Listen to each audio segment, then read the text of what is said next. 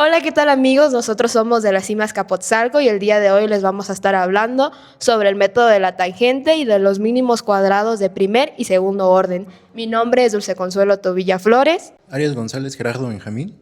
Grande Hernández Osmar Uriel. Y Torres Becerril Ricardo. Esto lo estaremos haciendo por medio de Minecraft. Oh, esperen. Ahora sí, empezamos. El método de la tangente, también conocido como el método de Newton-Raphson, tiene un origen profundo en la historia de las matemáticas, estrechamente ligado al desarrollo del cálculo diferencial. Este método se desarrolló para encontrar las raíces de funciones. Tiene un historial que se remonta a la antigüedad y se desarrolló significativamente en el siglo XVII. Vamos desde el inicio. En la antigüedad clásica, específicamente en Grecia, matemáticos como Euclides y Apolonio ya trabajaban con conceptos geométricos similares a la tangente, pero más en términos de proporciones y figuras de cálculo numérico. Apolonio de Perga durante el siglo III a.C.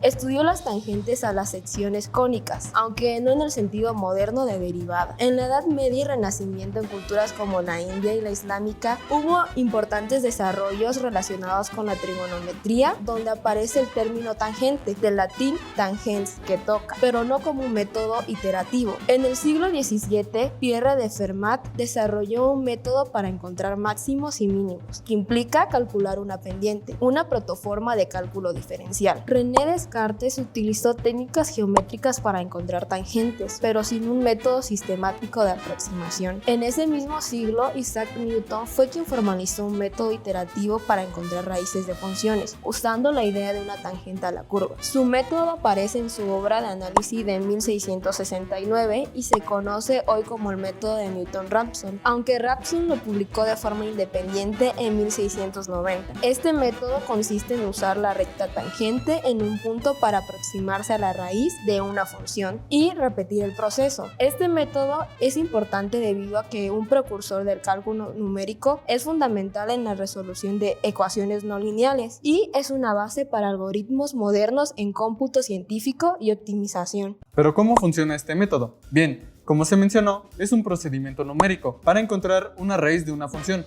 es decir, un valor de x tal que f de x sea igual a 0. Es un método iterativo, lo que significa que parte de un valor inicial, una suposición, y mediante un proceso repetido se va acercando progresivamente a la solución real. La idea clave es usar la tangente de la curva en un punto para estimar dónde se encuentra la raíz. Supón que tienes una función f de x y un valor inicial x0. En ese punto puedes calcular la pendiente de la curva, que es la derivada de f de x0, y trazar la recta tangente. Esa recta tangente corta el eje x en un nuevo punto x1. Ese nuevo punto será una mejor aproximación que la raíz anterior. Este proceso se repite varias veces hasta que el valor de xn se estabiliza, es decir, cambia muy poco de una iteración a otra, indicando que estamos muy cerca de la raíz. La fórmula para calcular este método es la siguiente, donde xn es la aproximación actual, f de xn es el valor de la función en ese punto, f' de xn es la derivada de la función en ese punto y xn más 1 es la nueva aproximación. Pongamos un ejemplo, calculemos la raíz de la siguiente función. Como primer paso, sacamos la derivada de la función. Una vez realizado, hacemos la tabulación de datos con un rango a elección, con el fin de analizarlo para encontrar una variación de signo en el eje Y, lo que indica que entre los datos con distintos signos será igual a 0, y por lo tanto existe una raíz. Esto por medio del teorema de Bolzano. Hecho este paso, graficamos los datos. Vemos que existe una raíz en el intervalo 1 a 2 en x. Tomamos como valor inicial cualquiera de esos valores o alguno entre ellos. En este caso usaremos directamente el primer valor, o sea 1. Aplicamos la fórmula iterativa cuantas veces sea necesaria. Después de 3 iteraciones, el método converge en el valor de x3 igual a 1.4422. Hacemos la tabulación con el dato y graficamos para comprobar nuestro resultado. Como se puede observar, el dato es aproximado a 0 en el eje, por lo que nuestro dato en x es correcto. Pongamos otro ejemplo más complejo. Calculemos la raíz de la siguiente función. Como primer paso, hay que sacarle su derivada. Realizado esto, hacemos la tabulación con el rango que queramos para ver la variación de signo en el eje Y y también graficamos. Vemos que en este caso existe 3 raíces entre los siguientes intervalos, de -1 a 0, de 0 a 1 y de 1 a 2. Vamos a hacer el cálculo de una, por ejemplo del intervalo -1 a 0. Escogemos nuestro dato inicial, escojamos por ejemplo el valor de -1, sacamos el valor de la función con respecto a nuestra x inicial y también su derivada, aplicamos la fórmula iterativa del método de la tangente y sustituimos datos. Una vez realizado, aplicamos el mismo procedimiento de iteraciones cuantas veces sea necesario hasta llegar a la convergencia. El resultado final para esta raíz es de -0.3927 con 5 iteraciones. Calculemos la raíz que se encuentra en el intervalo 0,1. Escogemos un valor que se aproxima a la raíz, usaremos en este caso el valor de 0.5. Sacamos el valor de la función con respecto a nuestra x inicial y también su derivada. Aplicamos la fórmula iterativa sustituyendo datos y hacemos el procedimiento de iteraciones cuantas veces sea necesario hasta llegar a la convergencia. Para esta raíz su resultado es de 0.4634 con 3 iteraciones. Por último, calculemos la raíz que se encuentra en el intervalo 1 a 2. Escogemos el valor de 1 para nuestra x inicial, sacamos el valor de la función y su derivada, aplicamos nuevamente la fórmula iterativa y volvemos a hacer el procedimiento de iteraciones cuantas veces sea necesario. El resultado final para esta raíz es de 1.3240 con 8 iteraciones. Hacemos la tabulación con los datos nuevos y graficamos para comprobar nuestros resultados. Nuevamente los datos son aproximados a 0 en el eje, por lo que nuestros datos en x son correctos. El método de mínimos cuadrados es una técnica matemática usada para encontrar la mejor aproximación de una solución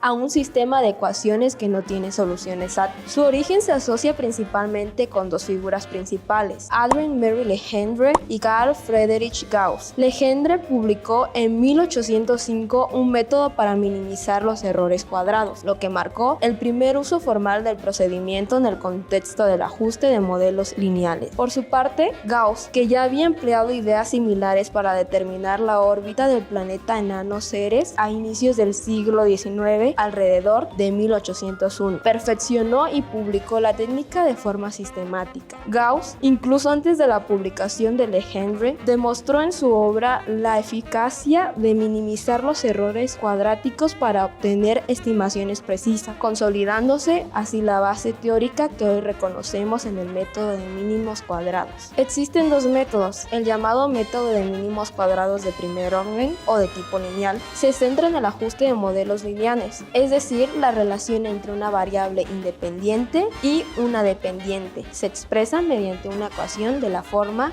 y igual a mx más b. Este modelo lineal se volvió fundamental en áreas como la astronomía y la geodesía, donde era crucial estimar trayectorias o determinar posiciones de cuerpos celestes a partir de observaciones limitadas. Pero a medida que se acumulaban más datos y se representaban fenómenos cuyos comportamientos no podían capturarse adecuadamente con una simple relación lineal, surgió la necesidad de extender el enfoque a modelos de segundo orden o de tipo cuadrático. Estos modelos implican el ajuste de funciones cuadráticas, por ejemplo, y igual a x cuadrada más bx más c, y ofrecen una mayor flexibilidad para describir la curva inherente a muchos conjuntos de datos experimentales. Este método permitió capturar matices y patrones evidentes con una recta, abriendo la puerta a un análisis más preciso de fenómenos complejos. ¿Y cómo funcionan cada una? Empecemos con primer orden. Supongamos que tenemos varios puntos dispersos en un plano, con coordenadas x, y. Lo que queremos es encontrar la recta que mejor se ajuste a esos puntos, o dicho más técnicamente, encontrar la recta que pase lo más cerca posible de todos los puntos, minimizando los errores. Esta recta no va a pasar por todos exactamente, pero sí lo más cerca posible de todos ellos. El modelo de ajuste será lineal. Para ello ocuparemos la ecuación ordinaria de la recta, donde m es la pendiente de la recta, es decir, qué tan inclinada está la recta. B es igual a la ordenada al origen o intersección con el eje y, es decir, el valor de y cuando x es igual a 0. Para encontrar los valores de m y b usamos las siguientes fórmulas. Primero la pendiente. Esta mide cuánto cambia y por cada unidad que cambia en x, en promedio. La fórmula compensa los promedios para que el resultado sea lo más justo posible. Es decir, esta fórmula compara cómo se relacionan x y y en promedio y nos da una idea del crecimiento o decrecimiento de los datos. Luego, la ordenada al origen. Aquí, las sumatorias de y sumatoria de x sobre n son los promedios de y y de x respectivamente. Esta fórmula se asegura de que la recta pase lo más cerca del centro de los datos. ¿Pero qué estamos haciendo realmente? Primero, sumamos todos los valores de x, y, x al cuadrado y xy. Sustituimos en las fórmulas anteriores y después obtenemos una recta que minimiza la suma de los errores al cuadrado, es decir, la distancia vertical entre cada punto y la recta. ¿Por qué se llama mínimos cuadrados? Porque este método minimiza la suma de los cuadrados de los errores, es decir, la suma de las diferencias al cuadrado entre los valores reales y los valores que predice la recta. Así, obtenemos una recta que representa el mejor ajuste posible en sentido estadístico para nuestros datos.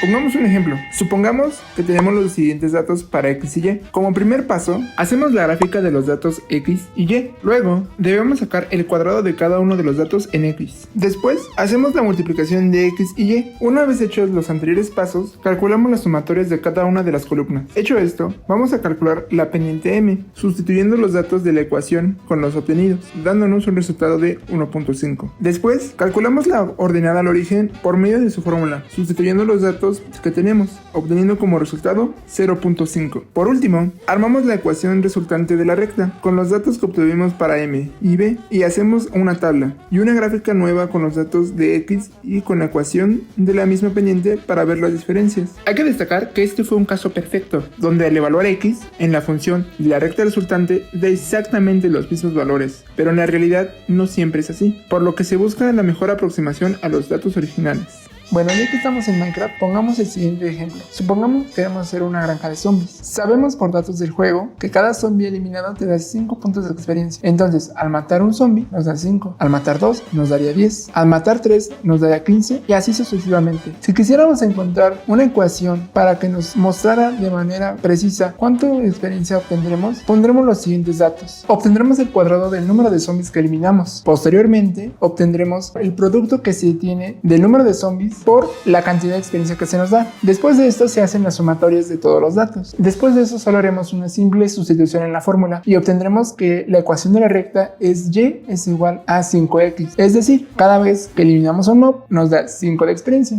y así sucesivamente. Como veremos, este es un caso completamente perfecto. Tiene sus variaciones si consideráramos que cada zombie con equipo o con armadura nos da 1 o 2 de experiencia más, pero en este caso solo estamos tomando que los zombies nos dan 5 de experiencia. Como último, para el caso de segundo orden, cuando los datos experimentales no siguen una tendencia lineal, es decir, no se ajustan bien a una recta, podemos buscar una curva que se adapte mejor, por ejemplo una parábola. Esta curva tiene la forma del modelo de ajuste cuadrático, que sería la ecuación de la parábola. Este modelo nos permite capturar comportamientos curvos o no lineales en los datos. El objetivo sigue siendo el mismo que en el ajuste lineal, minimizar la suma de los errores al cuadrado, pero ahora una curva en lugar de una línea recta. ¿Cómo se calcula el ajuste? Para determinar los coeficientes A2, A1 y A0 que definen la parábola, se plantea un sistema de 3 ecuaciones lineales con 3 incógnitas. Estas ecuaciones se obtienen al aplicar el criterio de mínimos cuadrados sobre la función cuadrática y están basadas en las sumatorias de los datos. Ahora, tenemos el siguiente sistema de ecuaciones, donde n es el número total de datos. Las sumatorias de x, x al cuadrado, x al cubo y x a la cuarta son las sumatorias de las potencias de x. Las sumatorias de y, las sumatorias de xy, la sumatoria de x al cuadrado por y son las sumatorias combinadas entre x y y necesarias para formar las ecuaciones. A0, A1 y A2 son los coeficientes que definen la parábola. ¿Qué pasos debemos seguir para el método? Primero, reunimos los datos y calculamos las sumatorias. 2. Sustituimos los valores de las sumatorias en el sistema de ecuaciones. 3. Resolvemos el sistema, ya sea por sustitución, reducción o matrices, para encontrar los valores de A0, A1, A2. 4. Una vez resuelto el sistema de ecuaciones, construimos la ecuación final de la parábola y eso sería todo. Pongamos un ejemplo. Tenemos los siguientes datos para X y Y. Como primer paso, hay que ver el número de datos que tenemos. En nuestro caso, tenemos 5. Visto esto, debemos de sacar el cuadrado de cada uno de los datos en X. Luego, el cubo de cada una de las X. Después, sacamos la cuarta potencia de todas nuestras X. Realizando estos pasos, hacemos la multiplicación de X y Y, y luego la multiplicación de X cuadrada con Y. Una vez hechos los pasos anteriores, calculamos las sumatorias de cada una de las columnas. Ya que tengamos lista nuestra tabla, planteamos nuestro sistema de ecuaciones, sustituyendo cada uno de los datos. Resolvemos el sistema de ecuaciones por cualquier método mencionado anteriormente. Para este caso, los resultados obtenidos son a subíndice 0 es igual a 2.84 por 10 a la menos 14, a subíndice 1, que es igual a 2, y a subíndice 2, que es igual a menos 0.1. Por último, los datos que obtuvimos en a subíndice 0, a subíndice 1 y a subíndice 2 los pasamos en la ecuación de la parábola. Hacemos una tabla y una gráfica con los datos de x y con la ecuación de la parábola para ver diferencias. Nuevamente, este es un caso perfecto. Ahora pongamos un ejemplo de mínimo cuadrado de segundo orden. Veamos la relación que tiene el tiempo de pesca y la probabilidad de obtener tesoros en Minecraft. ¿Cuánto tiempo pasamos en minutos en el agua y cuántos tesoros obtenemos? Según datos del juego, cuando pasas 2 minutos hay una probabilidad que encuentres 5 tesoros. Cuando pasan 4, 12. Cuando pasan 6, 18. Y así con los siguientes datos que se irán mostrando. Primero se obtendrán los cuadrados del tiempo, después se obtendrá el cubo del tiempo, después el tiempo se multiplicará a la cuarta, posterior se multiplicarán el tiempo por la cantidad de tesoros. Después el cuadrado del tiempo se multiplicará por la cantidad de tesoros y de aquí se obtendrán las sumatorias de esto. Estos datos se sustituyen en una matriz, el cual nos da los siguientes resultados y nos dan las componentes A0, A1 y A2. La ecuación de la parábola queda de la siguiente manera, con la siguiente gráfica.